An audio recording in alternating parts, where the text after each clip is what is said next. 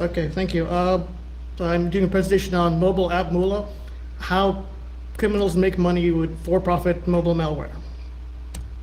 Uh, who we are. I work with a team of mobile malware researchers. We deal with a lot of big companies, a lot of carriers, a lot of manufacturers. And we deal with pretty much every mobile platform there is. You got your Java, you got your Android, you got your Symbian, pretty much all of them. Since we work with a lot of malware, we're into a lot of different variants. We're currently at about 1,100 plus. Previously, Android used to be somewhere near fourth or fifth or whatnot, but in the last 6 months, it's picked up and become the third largest, right just behind mobile Java, Java J2ME, and Symbian. Symbian, which is pretty much a end-of-life operating system, is now being phased out, but they're still quite popular in China. First off, let's look at a couple of historical for-profit malwares, just a few. The first one we ever saw really was J2ME Red Browser A. This was just it pretended to be a web browser, a web browser that operated over SMS. Pretty good idea. You save money, it goes over SMS, you're not paying money for your data charges. Not quite. All it did was send SMS and to like premium rate numbers. Premium rate numbers, which are the ones that you send the SMS to it and they bill you. That's pretty much all it did. This was followed shortly by Wesber. Wesber was a very short, small, it didn't even spend half the time that Red Browser did, and it pulled off just the same scam, sending SMS and whatnot. These are like the first two. That's historical. We're going to look at a lot of newer malware, what they've done since then, what it's improved upon that, and kind of where they come from. Previously, we've talked about the R&D stage of mobile malware. That's when people start doing their proof of concepts, your research, working on a new platform. And we talked about reuse, where basically script kiddies come out, other people start copying you and start making hundreds and thousands of various, copycats. We'll be talking about profiting. How do they actually make the money? Where are they making the profit? Where are they getting the money for everything that they're doing? I mean, more than just doing it for fun, right? Let's look at modern for-profit malware. Geographically, it's kind of interesting to see where the malware is coming from, who's actually making money from it. We've got pretty much the whole world here. North America, South America, Africa, don't really count. Oops. Neither does Europe, Western Europe, or Australia. Western Europe was kind of interesting because of the iPhone. There was a ransom attempt on jailbroken iPhones, where this guy didn't even write a script. He just went and logged into the local jailbroken phones in the Netherlands and changed the lock image to a note that says, send this so-and-so, say €5 to my account, and I'll tell you how to secure your phone. And then the guy in Australia, the guy who wrote the IQ worm, the Rick rolling worm, that changed your background to a picture of Rick Astley. That guy released his code, and then someone took that code and attempted to turn that into a banking Trojan, where they log into your phone and set up a host file to redirect your traffic to a site in Japan. We can't really attribute that directly to, say, Europe or Australia or wherever, or even North America. I mean, we have a lot of smartphones in North America, we have a lot of smartphones in Europe, but we don't see the same kind of attack patterns. Most of what we see is basically in two areas. That'd be roughly the Russian-speaking areas and the areas that speak Chinese. Not quite an exact match, but the difference is in these Chinese-speaking areas, it's about double 2 to 1. And most of them are in the Russian-speaking areas are Java Trojans, right? How do you actually profit as a mobile malware distributor or producer or whatnot, or writer? A lot of people, what do they do? They used to do it all manually. You do it yourself, you write it yourself, you put it out there yourself, you put it on a website yourself. And now there are options where you can produce a product and then sell it again, just like on the PC with your crimeware kits. People are starting to sell custom-made jar files. At least in Russian-speaking areas, they'll sell you a custom jar that's tied to your specific service. Apparently, because it's very easy to sign up for a premium rate service in Russia. You can do it anonymously even. You can get money back from that. Basically, you sign up for the service anonymously. People will send SMS to there, or you will buy a Trojan from somebody and distribute it on a free download site or a free pirated software site. Pretty much get it as far as possible, as many people as possible, and have them run your Trojan and sending these sign-ups and purchases to your website. And it's basically that simple for distribution. But how do you actually make money? About 4 or 5 ways. The first one we were talking about that we've seen quite a bit is the premium rate messages. This could be downloads, it could be ringtones, it could be, what do you call it, data service, subscription services like, okay, I get the latest weather report, or I don't know if you can charge for that. Somebody making money off of that. Basically, you'll just sign up to the SMS. That's the easiest way. More advanced, oh no, that's actually the easiest way. More advanced technique is something like click fraud or black hat SEO, where you get the malware to basically send traffic to your website. So you have a nice mobile website or some other kind of site, and you're sending new traffic there, either through bookmarks or a program that launches the website automatically, or even pulling off click fraud. So you got ads, and the malware will send you to that website and say, okay, it sends the clicks to you. Click fraud from a lot of different mobile phones, say a few 100,000, different IP addresses, different phones, pretty hard to detect. All right. Another way is just stealing your personally identifiable information. Things like your phone number, your social security number, stuff that identifies you, and your device identifier, your IMEI or IMZ, the various pieces that then make you useful to marketers, useful to identity theft. That's pretty much another stage. This usually happens with backdoor Trojans and botnet clients, people who've attackers who've established something on your website or on your device to take over your phone. They take commands and they grab information from your phone and send it back to the attacker. And attacker can either aggregate that and resell that or use it to steal your identity. The other way, this is a little different one, SMS phishing and injection of SMS. This is a neat technique, and we have an example later on about what this is. You can't really do much in SMS. It's basically just a text message, 140 characters. It's like a Twitter message or something. There's not a lot you can do. You can't convince someone necessarily that it's come from your bank or it's come from the IRS or wherever it is. You can't really tell them that unless you do something like injecting fake SMS into the inbox, where you can craft everything. If you try to send it over the carrier's network, somebody will notice there'll be a few differences. It won't just fit somehow. They're traces. On the other hand, if you have some way to inject your own perfectly crafted SMS message using your bank's phone number or your service number for the bank or for the police or whatever into your inbox, you're going to trust it, right? It's the exact same number. It's what you expected. There are no differences, nothing to tell. And this is another way to drive, either to just phish you or to drive traffic to your website. And then we got stealing accounts. This is another technique you can use with your SMS. What kind of accounts? We're talking your Skype account, your QQ. QQ is a very popular IM service in China, done by Tencent. It's not officially legal to convert the virtual money in QQ coins, to convert that to actual money, actual currency. But there are services that'll do that for you. It'll take your money. It's like a third-party service. You go there, you say, okay, I have so much money in this account, let me cash out. Not quite legal. And same thing with Skype. You may not be able to cash it out. What you could do is actually resell that account to somebody else. So the concept is you've got a phone with a lot of information. You have a smartphone. It's a computer in your hand, and people are robbing your accounts. It's another way you could do it. I think in Russia also there's a way to cash out balances on your SIM card in case you're carrying like $10 on your card. You can go to another service and cash out that amount also. Now let's look at detection and analysis evasion techniques for malware.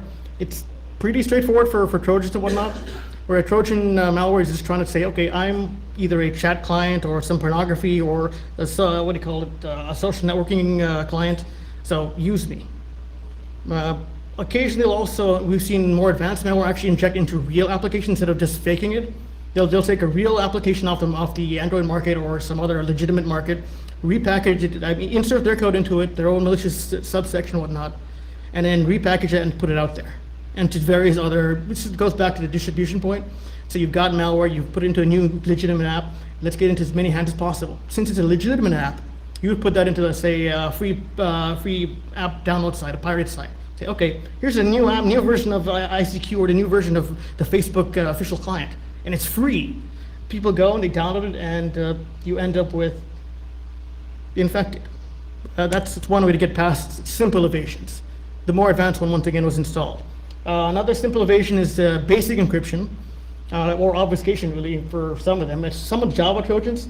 The one of them actually takes the SMS message and the number that the message you're trying to send to to one of the premium rate numbers and hides it within a standard Internet Explorer file, some HTML file. I forget what this format is exactly, but it seems like a very old or a very common Internet Explorer file. And it's just hidden within the text. It looks like a tag. You can't really tell. Very simple. The thing is, they're not really trying to avoid detection from everybody, but more so from people who download the file or the item. Basic coverage. So you don't notice immediately that something's wrong. The one on the bottom is a simple cipher where it's just the code itself just takes a few characters from the SMS message, converts it into whatever it is. But there are also more advanced methods. Android Ganimi was another Trojan, and a backdoor and a bunch of other things. It used DES, a much better algorithm, a much more standard algorithm compared to, say, hiding it in an HTML file, and encrypts its traffic, encrypts its URL queries, which you can send information back to the attacker, and it encrypts whatever commands it gets back, or decrypts the commands it gets back from the attacker, all via DES, which is much better, but a symmetric cipher, except we have the binaries, so we have the key. Not that useful. Just you could try something like public key, I don't know.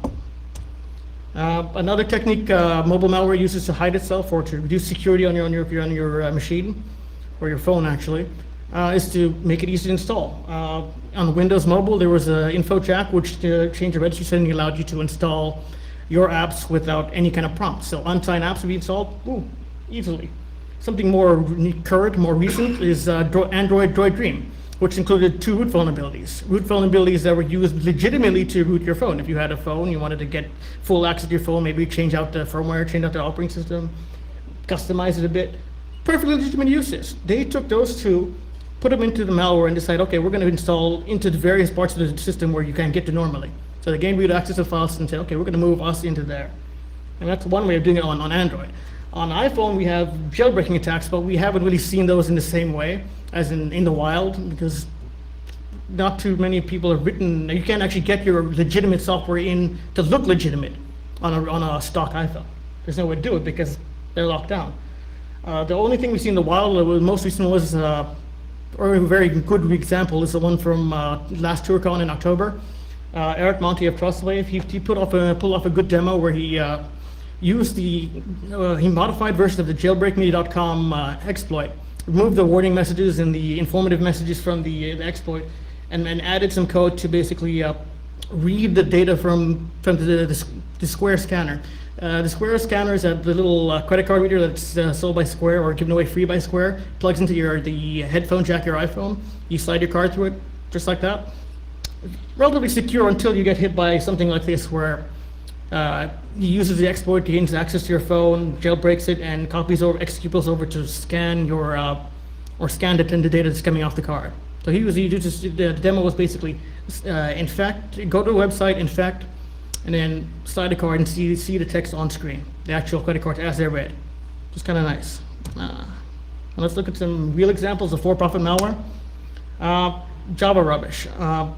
Really rubbish, because it's like they're just really simple programs that send SMS. It takes like people 5 minutes to do. Very popular in Russia. Apparently, it's so easy to get a premium rate number or some kind of service number where you can get paid every time someone texts you. That they just toss these out like candy almost. It's like so easy to do.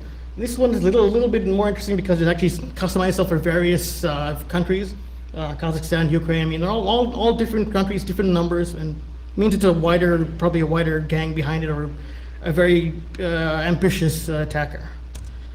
Something more interesting is vCon Pass A. This was basically a phishing program for one of the more popular social networking sites in Russia, vContact. So it looks like the mobile app for your program. You log in, and your details get sent immediately to the attacker. Very nice. So what do you do once you get something like that? How do you make money off of that? It's a social network. You got their address, you got their, well, maybe not the address, you got the information, you got maybe pictures, you got other blackmailable information. And you can just take that and either use it yourself to blackmail more people, or expand your circle of trust, or sell to someone else, the reselling technique. Something more interesting is Symbian. Symbian is not too popular in America so much, but it was for a time in Europe, and it is still quite popular in China. And most of the attacks you're seeing on Symbian are coming out of China. This is a slightly older one, Kijia. It was part of a larger multi-dropper malware. It was a collection of malware that affects your phone. This guy came up with this, said, okay, I have a QQ account, I want to make some money, let's see, why don't I put together some kind of extortion message? Because he's already included all this other malware in that package you've installed on there. Your phone's getting slower, it's getting harder to use or whatever. This thing pops up occasionally, the message says, hey, you get yourself a QQ card for about a recharge card and for about $50 or whatever the currency is, the local currency, and send it to my QQ address so that I can cash out. And then I will send you the fix for your malware or your phone, or make your phone happier or easier to use. We're not really clear if anyone who sent the money actually got their phone fixed, but that's one thing. One way to make money. Another older one is Python reclof A. This is a Python script that, what does it do? It's just an SMS sending script. Just to show that, yes, that it's not just Java they're using to make really simple SMS sending Trojans. People are also using Python. It was a really simple one, and it sent out a bunch of messages to a premium rate number. Very simple. Something more recent is Super Fairy A and B on Symbian. This is one of those other attacks wherein you're trying to generate traffic to a website. It had added bookmarks to your file, to your phone, and it had a separate program that launched automatically that opened up the page of the browser, or your browser to the page of the smartphone forum. It was basically just to drive traffic towards the forum, which if you added a few other more shiny things to it, like say, I don't know, stealing information or any of the other tools, you'll have a more effective, dangerous tool. This is a little simpler, but it shows that they already got the pieces there. You just need to put them together to do something a lot worse, which is followed by something like inspirit.a. This claimed to be a patch, but it was really the injecting SMS, injecting a phishing SMS into your inbox malware. The one we actually saw that did this, where it pretends to be something, a real thing, but you don't know what it does. It doesn't actually do what it claims to do, which is like improve your system, doesn't improve your phone, speed it up, whatever. It didn't do any of that. Instead, it put a nice little message from, say, if you were a customer of this bank, a message that looks like it came from the service under the bank. It says, hey, your account's been attacked or hacked or whatever, something along those lines. And if you don't sign into this blah, blah, blah site, you're going to get disconnected, or your money's going to be locked in. So, I mean, it's a relatively good phishing attempt. And you buy it more because it appears much more authentic because it came from your bank. It has your number. There's no way to tell from the message itself that it wasn't an official SMS from your bank. People are actually doing these things. Not theoretical, they're actually doing this. And let's look at Android. It actually has a few more interesting things that's been in the news. Real quick, Android Ganemi, it was a bunch of legitimate apps, had code injected into it. Once you get code injected into a live app that does what you want, looks like the real app, is attributed somewhere else. It takes more permissions than a regular app. Once again, has a DES to encrypt its command and control commands and to decrypt them, and also to accept data that's sent out via URL query. So it posts a URL or clicks an URL with the query with the information of your phone, your IMEI, location data, things like that, and it's set to put back on your phone. And how do you make money with something like this? How do you not make money with something like this? It forwards SMS to the command and control server. So instead of like the other SMS sending Trojans, this one just takes whatever you're getting and sends it back out. It's a lot like another one that was used with the Zeus Crimer, Zitmo, which was Zeus in the mobile.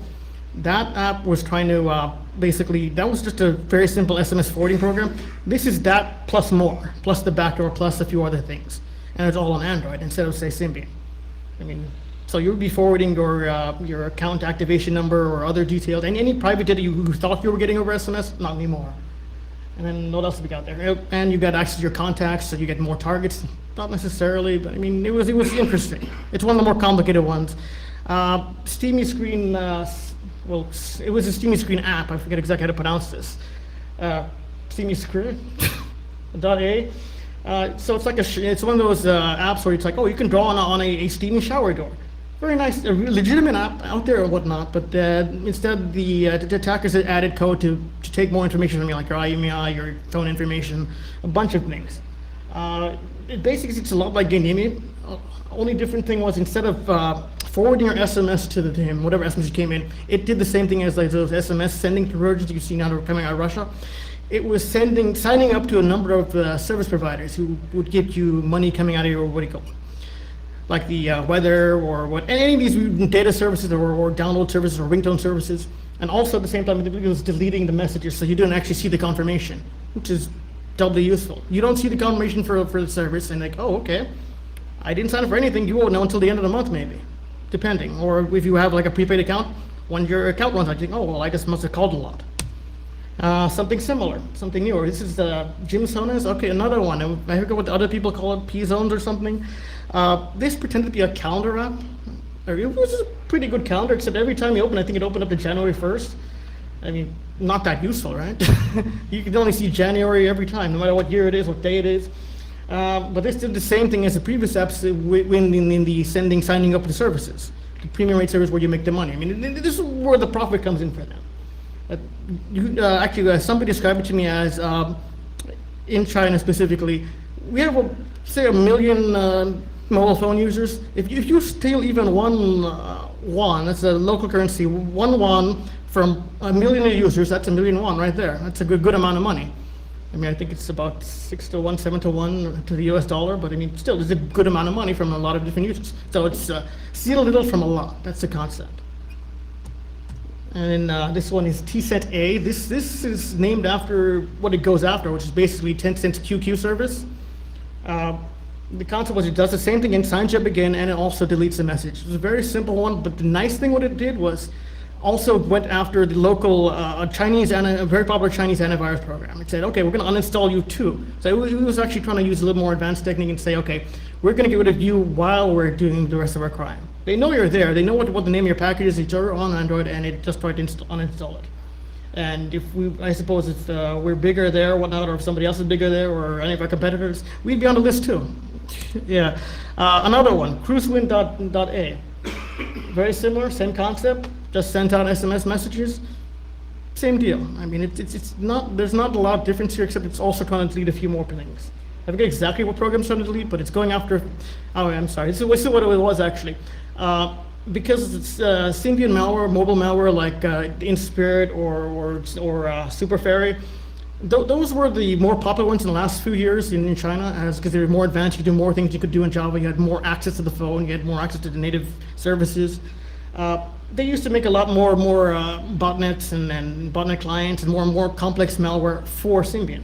This one it also attempts to delete Symbian software using a Symbian technique like an identifier for Symbian, which implies to us that they had the code lying around for the Symbian client or the Symbian malware, and they decided to port it to Android because, hey, Android's hot. There are more Android phones out there, and it does almost everything except nothing because it can't delete Symbian software. There's no Symbian on the phone. It's Android.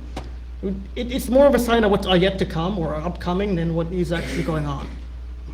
All right, and then there's one. I got one more actual real malware, or it's more of a proof of concept than actual for-profit malware, but it's very interesting. This is you might have heard about this one. It was originally called SoundMiner, but due to, I think, trademark issue, they had to change it to SoundComber. Yeah, so it's basically 2 Android apps that require very few permissions on your phone. One is the SoundComber app itself, and one is the Deliver app. It's a 2-part malware. SoundComber, I think it requires just enough to be able to use the microphone and to I guess record that or control it, and Deliver only needs internet access. So they can just communicate with each other on device. Very nice, very few permissions. I think there's an actual video for this. I'll have to link it to references. The actual video for SoundComber, or you could search on YouTube for SoundComber. It'll be the first hit pretty much. Essentially, you install the app, and then they're trying to say there's so few permissions. If you bought another app that's an alarm clock app, it uses about 4 to 5 more permissions, hardware control, a bunch more permissions than these. The key thing with this is that SoundComber is designed to listen to your audio and convert the audio to actual text. So if you're the use case is if you're using it on an interactive voice response, with those press 1 to go to here, or press 2 for this, or press 0 for an operator type services. So if you call up your credit card company again, you hit your numbers and then says, okay, enter your credit card number. You have 2 choices. You can either use the keypad to have some privacy, or you can speak the numbers. What they've done, the team behind SoundComber, they're linked in the references. they put together a database of some of the more common, not a very large one, but this is a proof of concept, of say 2 or 3 various credit card services. And they say, okay, this is how their automated system works. This is the entire layout and the flow chart, like you might have seen on some of those websites that let you decide, okay, how do I get to an operator? I forget what those are called. But in the same way, they map that out. They've got a database to identify what that is and how to get in there. And say, okay, this is the spot where a user or the customer would be calling in, would be dialing up and saying, okay, I'm going to, you're going to say your number now, and they know at this rough point, after we've heard all the automated prompts, this is where the number is. They'll just grab that little segment of audio and then can process that on disk. It's such a small amount of audio, maybe 15 seconds of audio. The sound camera grabs the audio, processes it with the algorithm, and comes out with the actual, 60 numbers in an average credit card, unless you have like an American Express or something. It's 60 numbers, converts that to text, and then transfers those digits only, not the audio file, not the processing, none of that, to the deliver app. And the deliver app will then send that over the internet to the attacker, 16 bytes. The nice thing with this is, how did they make money with this? I mean, how would you make money? Once I mentioned when you call up your credit card company, you either do type in the digits, or you do the individual digits. I mean, they have a nice demo where you say the words, you start going like 4, 5, 6, 7, 8, whatever, and it grabs the sound, processes it, converts it to digits, and then sends it over. I think the whole thing for both the touch tones and for the voice took about 15 seconds each, roughly in that range. And this is really one of the more advanced for-profit type of Trojans. We haven't seen anyone trying this yet, except in research, in academia even. I mean, no one has actually tried to produce a Trojan. It's very surreptitious, doesn't use a lot of permission, doesn't use a lot of, much of anything really, and takes the data and exfiltrates it very, very surreptitiously. I mean, what was it, like 16 digits in a little bit of time, a little bit of power, processing power, more processing power, but I mean, in a very little time, it gets you out there. This is more and more of a current for-profit thing. Any of you have actual references here? Does anyone have any questions? Sorry, share the slides. Nope. What do you expect to see? As things start to advance with mobile malware, like as you're starting to see like mobile malware, like you're starting to see like mobile botnets, yeah, things like that. What do you see in your research as sort of like the next big thing from the attacker perspective? From the attacker perspective, I kind of like what they did with the Chinese region, where in China itself, various Chinese-speaking areas, they were moving towards Symbian. They were making much more advanced of botnets and whatnot. Ganeme is an example of one. Then there's Droid Dream. There's a few others that do a lot of work in that app. I mean, they're actually putting all the effort into the app. They're saying, okay, this app is going to do something for me, and they're also going after other apps. I mean, it's completely different what they were doing on Java. It's not just a Trojan. It's not just this. They're actually trying to take over your phone entirely, get as close as possible to you, get as much control. If you've got a root exploit, they're going to go after that. They've done that already. I mean, they're doing that currently. It's not that we're going to be seeing it. I'd like to see there's someone do something like Soundcomb, which is fascinating, but I'm not really seeing something. I don't think that is. Here's the thing: if you're making money doing it already, they're not going to go any further than that. I mean, with the like at the Russian-speaking areas, they haven't gone any further because they haven't needed to go any further. They're sticking to really simple Java Trojans because that works. You know, I mean, the China, it's a little more competitive. It is millions of users. You want to look like it's normal. I think someone told me, it's actually in my acknowledgements, Fyodor Bohm, and he actually sent me the links to direction of what's actually going on in mobile crime. Most of what we see is the malware itself, not so much the people actually making money off this. So I had to ask a lot of different people, like such as Billy Lee and Tom Panpan from Anti-White Labs. They knew the Chinese market a bit more, and they were telling me that it really is steal a little from a lot, you know, from a lot of people. I mean, that's really where they're going. They just need to hide long enough to get your stuff. And then he's there. I mean, they're not worried too much about, okay, are we going to spend a lot of effort on this? Well, what's our payoff? I mean, it's more for them, what is our payoff against our other people? How do I protect myself? I mean, that's how we're seeing the people using DES to protect the CNC traffic. I mean, on Windows and whatnot, we're seeing botnets and just using plain unencrypted IRC traffic, right? No one cares about it at all. But on Android, he's got to worry about the competitors too. Someone will take over your botnet. I think I was at, was it ShmooCon? I mean, there was that the demonstration Android botnet from a researcher. She went to her hackerspace to show off or test her botnet, and this was before she actually presented, and her colleagues took over her botnet, hijacked her botnet. Then she had the encryption. I mean, but I mean, they get you if you're in a competitive environment like apparently the Chinese market is. You add these other features first because other people are coming after you. Much like the uninstalling of the antivirus, that's the next step. I mean, we saw that initially in Symbian like 4 years ago. Yet nobody did that in an actual profit-making area. No one actually went into it. No one was making it. That was just actual proof of concept malware. It wasn't someone saying, okay, hey, I've got all this stuff here, and how do I keep my competitors out? How do I take over? That's happening in the Chinese market right now, and it's actually looking really interesting. It is a large sector. It's got a lot of people, a lot of users, a lot of people involved, and that's where I think we will see a lot more of these issues coming up and a lot more interest, actually. I mean, it's no longer just the proof of concept we're looking at, real malware, a lot more entertaining.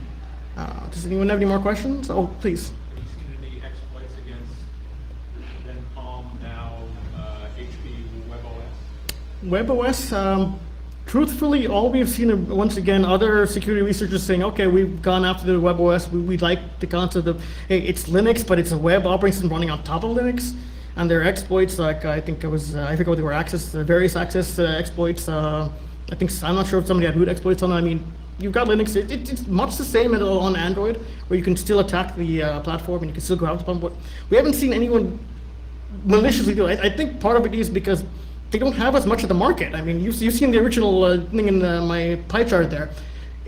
Most of what we've seen has been on the larger distribution. Android is benefiting from that because they're pretty much Google's giving away the software to the manufacturers. So it's almost on everything. So I mean, it's slowly taking over a lot of things. Symbian, not so much because Symbian has now become abandoned almost. I think now Nokia's moving over to the pretty much largest user of Symbian outside of Asia was Nokia, and they're moving to Windows Mobile. So I mean, we're not going to see the same kind of interest in the Nokia. We haven't seen any real interest in Nokia out there, in Nokia smartphones in a while. No one's actually going after them in Europe. That was kind of what my sort of semi-broken picture back there was that no one's actually looking in those areas, possibly because there's so many ways to make money on legitimate apps. I mean, fewer people are looking. That's really what the key is. Yeah. Anyone else? Oh, yeah. Back to there. Do you have an Android phone? Like, how do you protect yourself? In what sense? What do you want to know how to protect yourself on an Android phone? Well, if you download like one of those shower. Okay. So if how do you protect yourself from downloading something bad?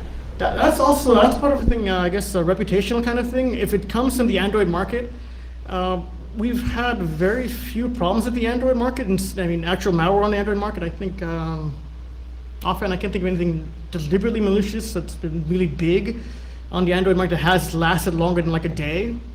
I mean, they get something bad, it looks bad, and almost immediately someone said this is bad. I think the last one was, it slips my mind at the moment, but it was posted on Reddit about, it might have, I think it was actually Droid Dream was one of the ones that was on the Android market, and they pulled a whole bunch of apps in like a week after it was noticed.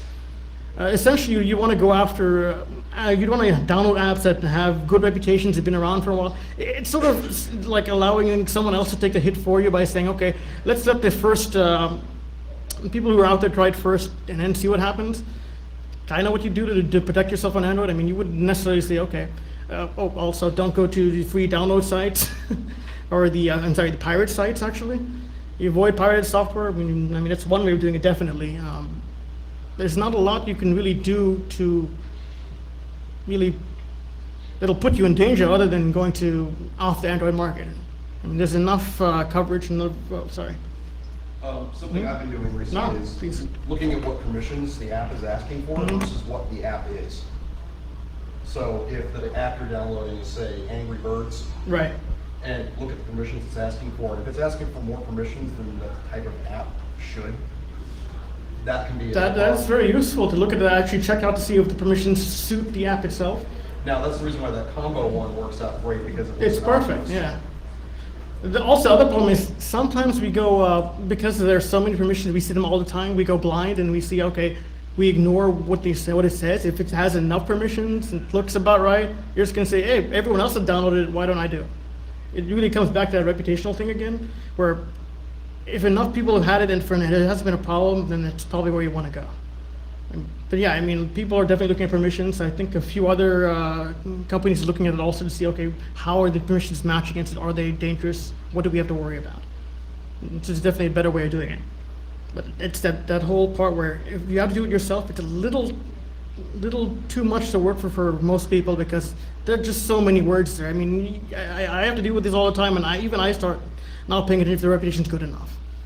But then again, if I catch something, that's my job. I go look at it. It's not really my personal phone, so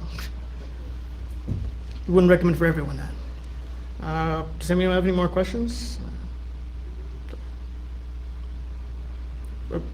Okay, thank you. Thank you.